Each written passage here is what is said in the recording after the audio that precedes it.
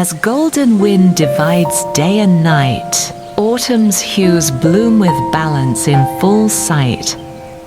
On autumn equinox, the 16th solar term, day and night are of equal length. All things see maturity and repose.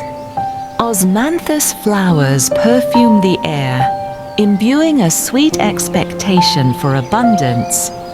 Maple leaves blush in a fiery hue, creating a scene of splendid resonance. Nature uses its richest colors, painting autumn's bounty and poetic views. Tang Dynasty poet Liu Yuxi wrote in his poem Autumn Lyrics, "Since olden days we feel in autumn sad and drear. But I say spring cannot compete with autumn clear. On a fine day, a crane cleaves the clouds and soars high. It leads the poet's lofty mind to azure sky."